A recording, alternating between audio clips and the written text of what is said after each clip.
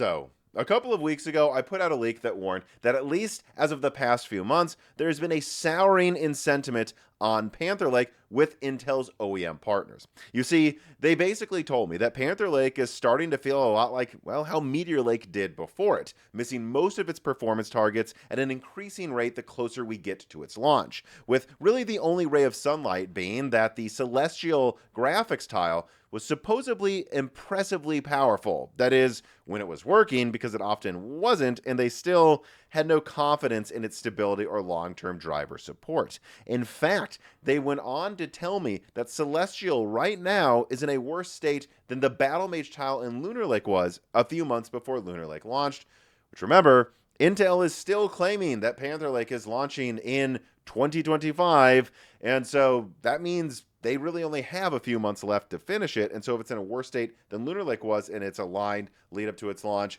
that's a really bad sign. But to be honest, that negative report that I just tried to quickly summarize wasn't a full report of Panther Lake. And I can't think of a time I've actually done a full, all-encompassing Panther Lake leak. And maybe if I did, this is what I was thinking this week, maybe the full picture would make me feel a little bit more positive about this product. And, well, spoiler alert, it has, at least to a degree. And I'm glad that I did this, and I'm about to show you all the full picture of Panther Lake. In fact, actually, this is long overdue, because the last time I did any sort of decent Panther Lake leak was over a year ago, where I reconfirmed that the P cores used Cougar Cove, that it would go up to 16 cores, and that it would have 12 Celestial Xe GPU cores, which is a 50% increase from the 8 cores in Lunar Lake that are, of course, also an inferior architecture Battle Mage. And actually, a year before that leak, I exclusively confirmed Cougar Cove existed at all in Panther Lake. Although, yes, that leak from a couple years ago, some of that's outdated now, because that was before Pat Gelsinger killed Royal Core. And just to be clear, I bring up those old leaks about Panther Lake not to brag about how I was right or first, but to refresh you all on where I'm coming from, my history of covering Panther Lake, which is to say, I don't think I've covered it enough, which is why I'm doing this video this week. But I also brought it up because, unfortunately, I do have to point out that stuff, because there are a lot of misinformation campaigns out there about this channel, Moore's Law is Dead, that like to claim that me and my team members reuse other people's info and claim it as their own, when usually other leaks you've seen before my leaks were reusing information that I actually already said a year before that. Whether it's stuff about Panther Lake that you're seeing now that I already said and that I'm just updating you on, or even things about NVIDIA Super where, let's say I saw a crybaby on a major tech site trying to attack me for saying things people already said about Super, despite me already saying a lot of the things those people already said half a year before that. But anyways, that's enough of addressing the salty haters. Let us get to if we should be excited to Panther Lake with this leak you are now seeing on screen. All right, so here we go. Intel Panther Lake leak, September 2025. As another reminder to you all, I leaked this 2 years ago. Panther Lake was actually initially intended to be a full top-to-bottom architecture that replaced Air Lake across both desktop and mobile. That means not just laptop people. That means as of 2.5 or maybe 3 years ago, Intel was tentatively planning to have like an 8 big core, 16 little core release on LGA 1854. However, much like Meteor Lake, honestly, after disappointing results in simulations at high power consumption levels, it was canceled mid-development. And so, look, this is a reminder that Panther Lake development has been chaotic for years now. In fact, I remember putting out a video at some point in the past couple of years where it almost seemed like they were going to bring back Panther Lake Desktop again, but then canceled that. So when you hear conflicting or negative reports about Panther Lake coming out from me or anyone else recently, it's always kind of been a chaotic architecture in development, all right? But anyways, Panther Lake H, which I will only be focusing on the top model of Panther Lake. I'm not going to bother with the weaker ones. The weaker ones will be weaker. I think it's just worth talking about the top one. This one will launch supposedly at the very end of this year with 4 big Cougar Cove cores, 8 Darkmont E cores, and 4 Darkmont low power LPE cores for a total of 16 cores and 16 threads. And yes, that means still no hyperthreading out of Intel. So the top Panther Lake H consists of 3 active tiles. Now, I say active because, of course, there will be dummy dies like I showed with a Nova Lake, but it's really just a 3-tile design in terms of the most expensive parts of the silicon that will actually be enabled. So there's the CPU SoC die that will be made on Intel 18A, and this is the one that will have 4P and 8E cores together, and then a separate quad-core LPE island. So if you want to save energy, you can turn off 12 of the cores and just enable that quad-core. It should get you decent performance compared to what we've seen before with the really quite anemic LPE cores of Arrow Lake and Meteor Lake. Now, it will have a modern NPU. I'm just saying 50 tops plus because I've heard conflicting things recently, and I don't want to double down on anything I'm unsure of, but then also an LPDDR5X memory controller, media controllers, and display out. That's the first active die.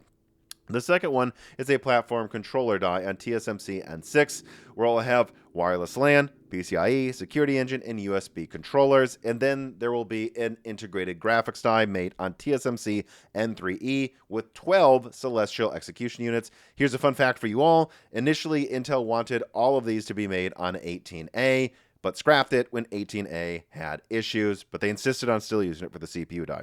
Anyways, this targets 15 to 45 watts. Yes, you should see Panther Lake push to power consumption levels a bit above Lunar Lake in some models, but it is mostly intended to be the spiritual successor to Lunar Lake. That is for super premium ultrabooks, but it can be pushed a bit harder as a lower power alternative to Arrow Lake designs, at least unless you want an Arrow Lake chip that's at 125 watts. Panther Lake doesn't scale that high. So as of a year ago, though, Intel was simulating a 5 to 13% IPC increase for Cougar Cove in the P-cores. Lately, though, many of my sources are expecting lower, but I don't have an exact number. So do with that information what you will. I'm not going to guess at what the IPC could be if it is lower. I just want to say that some of my sources still think it'll get above 5%. Some of my sources think it'll be like Tiger Lake and be bottom single digits. And frankly, since Raptor Lake, which I was really accurate with my Alder Lake and my Raptor Lake IPC leaks, it's just kind of been a crapshoot trying to get accurate information about the IPC of Intel architectures before they come out. And so I'm leaving this in white text, okay? Because I just don't have the confidence I used to have in Intel's ability to simulate the performance of their future products. But let's cross our fingers and hope it is that high. And as you'll see below with some of the performance info, I do believe it probably does have some IPC increase. I don't think it's going to be a regression like Meteor Lake. So, although I will say this, disappointingly, clock speeds are not expected to be notably higher than Lunar Lake. They might be a tad higher, like 100, 200 megahertz higher or something for boost clocks, but it isn't expected to go above Arrow Lake. It's not expected to hit 6 gigahertz or something. But here is some good news compared to Arrow Lake. Those LPE cores in Panther Lake, they are fully usable by most apps with decent performance per core compared to Arrow Lake's LPE implementation. Now, this is an important distinction to make because Lunar Lake's LPE cores are real cores with decent performance that work. You should count them. But I got to be honest, I don't think you should count Meteor Lake's low power cores as really part of the core equation. Because as you can see on screen here, this is a screenshot of a Meteor Lake laptop carrying Osugata, a Moore's Law Z team member, trying to get any app to use the LPE cores, and he couldn't. He couldn't for background tasks, saving power. The LP and Meteor Lake low power cores apparently stands for literally pointless cores, as they are just too anemic for the OS to ever really use it for pretty much anything. And I don't have an Arrow Lake system, but I did reach out to friend of the channel, Just Josh, who has an excellent laptop channel you should check out, by the way, and he's been on Broken Silicon. And he confirmed that when he boots up Cinebench in his laptop, yep, he said, Tom, it doesn't use them. And it's hard to get apps to use Arrow Lake's LPE cores. And so, look, I know that when you see, here's the point. Panther Lake, say it has 16 cores compared to the, what would that be? Yeah, again, the 16 cores in Arrow Lake H. But the fact is, 2 of those supposed cores in Arrow Lake H are basically never used, and they're super duper weak.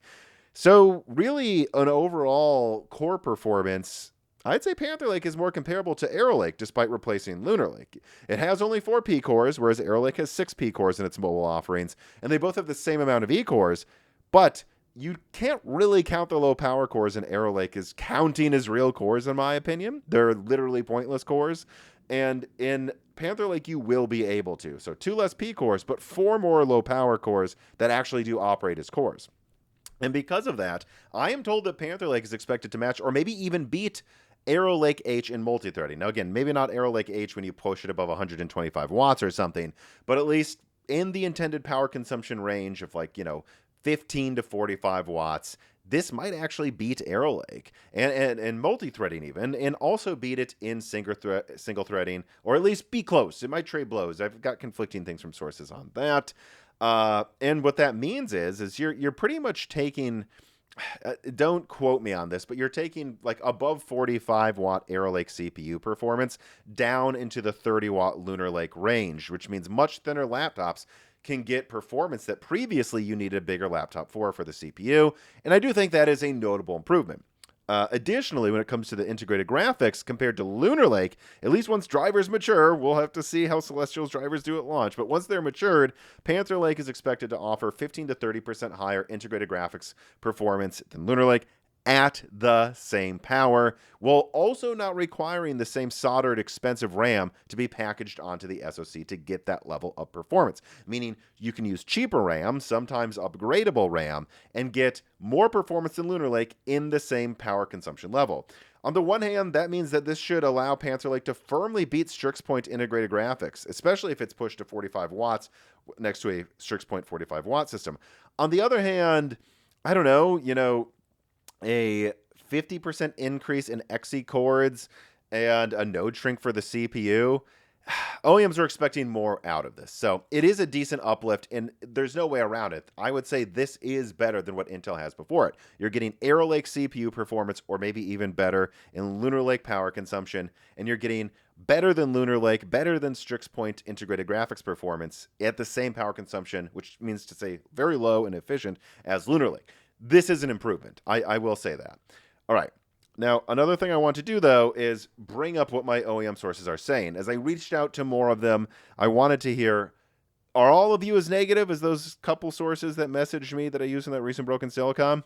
Well, one person said, and this is a person that works at Intel, I moved off of the Panther Lake project half a year ago. But with that caveat out of the way, when I did work on it, it wasn't working great. Yields were horrible. We had to deal with constantly dying test boards, and everyone was pulling overtime shifts in an attempt to launch it early because leadership knew it had to come out by the end of 25 because it will not compete effectively with Zen 6 APUs that could launch in the second half of 2026.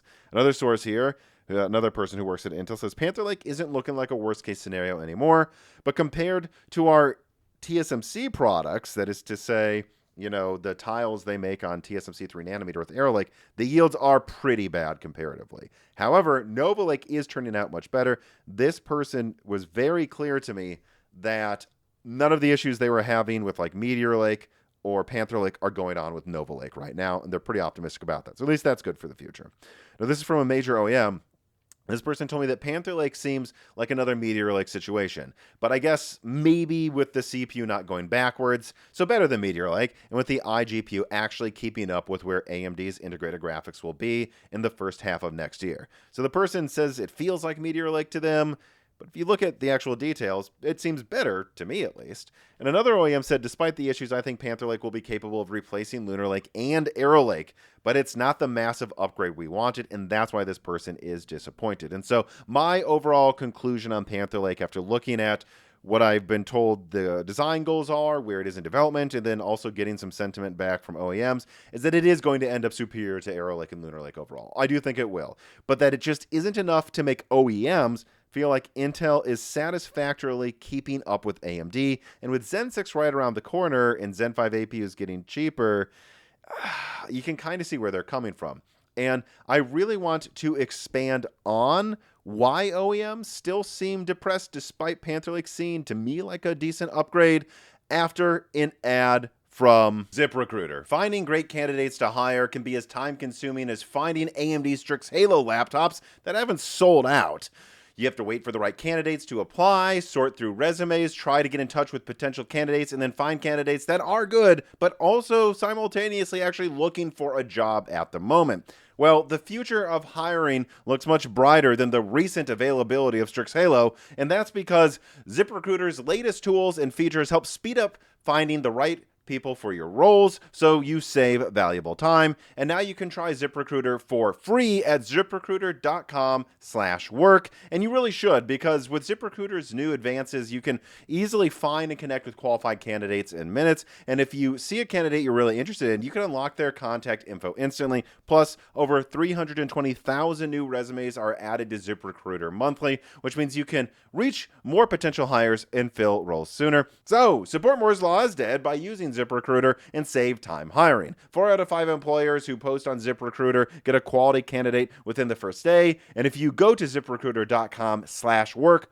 right now, you can try it for free. It costs you nothing and it supports Moore's Law is dead. Again, that's ziprecruiter.com/work. ZipRecruiter, the smartest way to hire.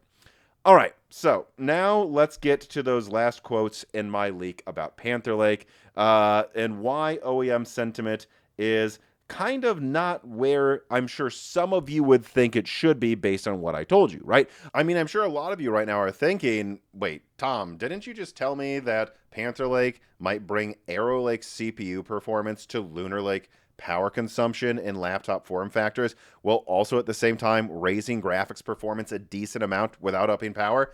That sounds amazing. Why wouldn't OEMs be excited about this?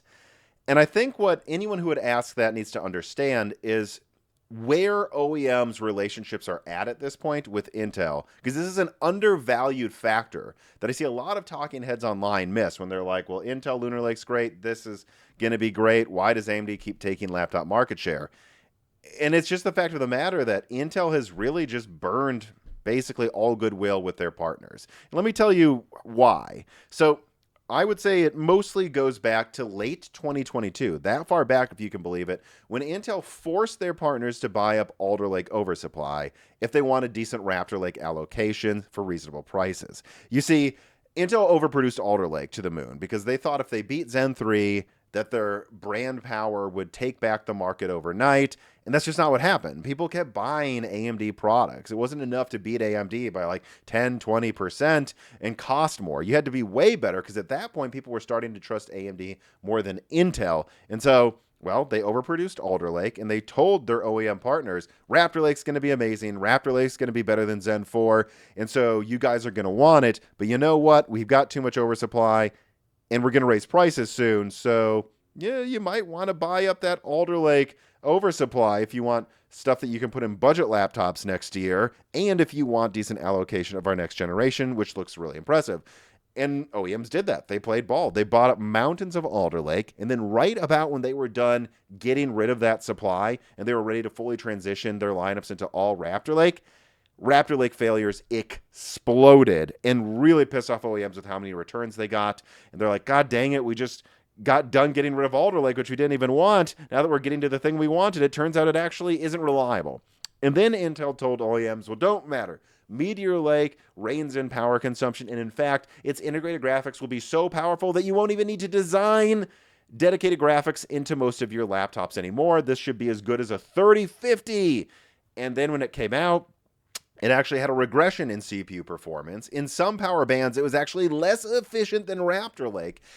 And it didn't beat AMD's APUs and integrated graphics. It just flat out didn't. In fact, it got so bad, especially because Meteor Lake was also so delayed, that in the holiday season of 2023, a holiday season, OEMs thought they would have impressive Meteor Lake CPUs ready to go on their laptops. They didn't have them. They weren't ready, and they weren't impressive. And they were forced to buy up Phoenix last minute and then slap them into what were Rembrandt Zen 3. You know, they upgraded their Zen 3 offerings to Zen 4 Phoenix and put in 3050, 6 gigabytes with it. And that was some of the scramble they didn't want to do. So they've already been burned 3 times by Intel. Intel promises the moon with Arrow Lake again, and Arrow Lake did not deliver on their performance. And so really think about that. Burned on Alder Lake, oversupply. Burned on Raptor Lake, failure issues. Burned on Meteor Lake, not remotely doing what they were promised it would do. And then the same with Arrow Lake. At this point, OEMs, when they hear a pitch from Intel on an upcoming product, they basically go, remove 20% at least. And at best, that's what it will do. And with that perspective in mind, they just don't really expect much out of Panther Lake. Intel's going to have to put up or shut up this time. I think Panther Lake is going to get a decent amount of design wins, but kind of just by default because Intel still just has most of the market. and they've eroded their trust with OEMs, and they're not going to be excited until they see final performance, and even until they see final performance for a month, and it's proven that Panther Lake doesn't break like Raptor Lake did. That's just where trust is with OEMs with Intel right now, and that is, I believe, why, despite there being some cause for optimism with Panther Lake, OEMs are still pretty tepid about its future. But, it's not just about eroded trust, honestly. OEMs also expect AMD to kind of dominate with their next-gen APUs next year. And that's before we even talk about Zen 6, with Lisa Su basically already teasing that she is going to go on stage at the beginning of 2026 and show off their new chiplet APUs that share their graphics dies with dedicated graphics and even the next-gen Xbox. And that's probably going to blow Panther Lake out of the water. But then you might go, yeah, but, let's be honest. Zen 6 APUs probably won't really be viable until the end of 2026. Doesn't that still give Panther Lake a decent amount of time to do well? Would an OEM still be thinking about that? And I'm not so sure. When you really get down to it, I have to say that the information I've leaked to you today about Panther Lake, Panther Lake better be as good as the optimistic outcomes that I presented to you, or I do think it's going to get buried. Because, well, let's start here. Let me first remind you all of how Lunar Lake's integrated graphics are aging versus Strix Point. Yes, sometimes Intel still gets a big win in a recent game, but other times AMD gets a much larger win. And if you look at the average integrated graphics performance on Notebook Check right now, Lunar Lake started a little faster than Strix Point. Oh, it's aging worse. I think by the time Panther Lake comes out, Lunar Lake's integrated graphics are going to be a full 10% weaker than Strix Point's on average. And then consider AMD will have Gorgon Point. And Gorgon Points is going to be like Phoenix to Hawk Point, a decent performance uplift that could raise some metrics, as I've leaked recently, by as much as 20%, while still just using the same cheap 4nm sized die, 232.5 millimeter square.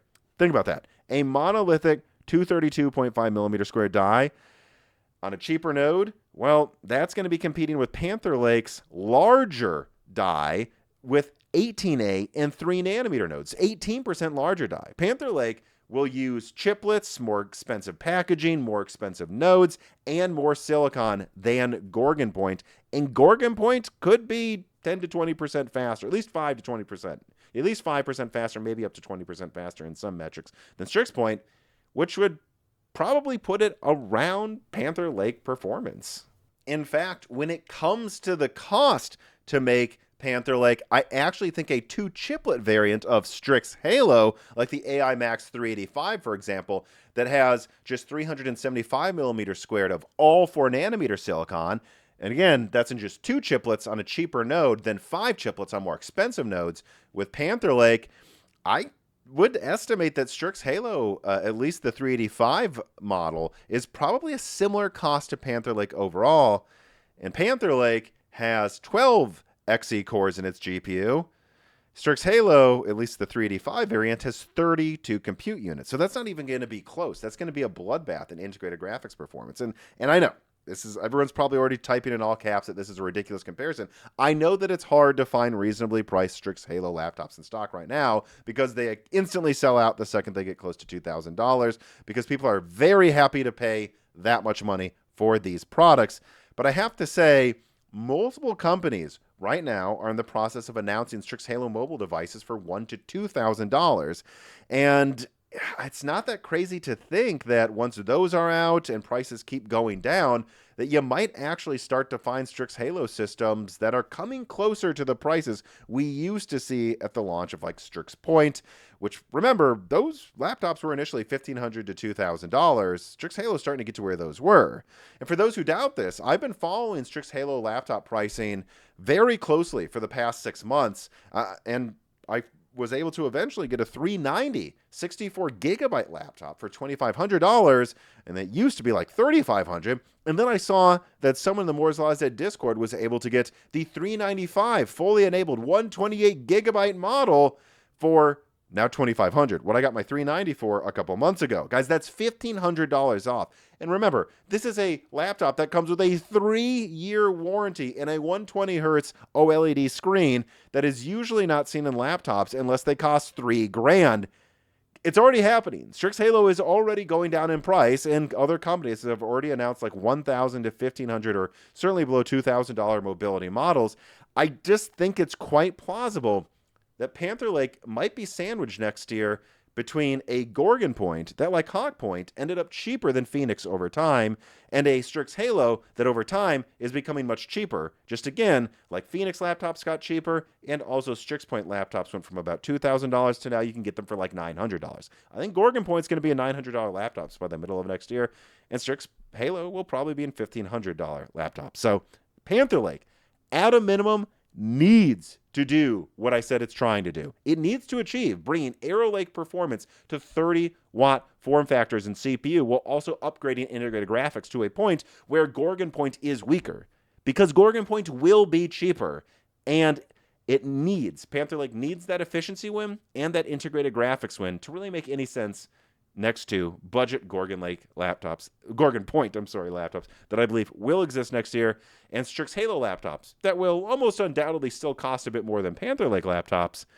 but maybe it'll cost hundreds more, not thousands, while giving you substantially better integrated graphics performance. And I don't want that to happen. I want Intel to have a win early next year and to have a APU that can stand the rest of the year competitively, because we need Intel to have some wins, and we need them to therefore bring more competition to the market before Zen 6 is unleashed with an onslaught of chiplet APUs. All right, that is going to do it for this video. If you're interested in seeing what onslaught of AMD chiplet APUs I'm talking about, make sure you click on that video that you're seeing on screen right now. It goes through the Zen 6 APU lineup that shares chiplets with both an Xbox console and dedicated desktop graphics. And otherwise, make sure that you are subscribed to the Moore's Law is Dead YouTube channel, because I will be doing a new podcast with the Fox soon. You're not going to want to miss that. I also should be doing a live stream very soon as well. By the way, if you join the Moore's Law is Dead Patreon, you can submit questions to the Fox for free, even at the lowest tier. So make sure you join that. And also the proper tier can ask questions for the live stream for free as well. In addition to getting access to a Discord, a catalog of hundreds of Die Shrink episodes that are just bonus videos and interviews with guests that are always going to remain for the patrons, because they're a bit more niche, but the people that appreciate this content the most, I believe, deserve to get rewarded with the most interesting content that probably wouldn't perform well on YouTube, just wouldn't get enough clicks. But my fans, at least the big fans, I think, do appreciate them. So please check all of that out if you have even an extra couple dollars a month. And no matter what, though, if you made it this far into the video, thank you for watching.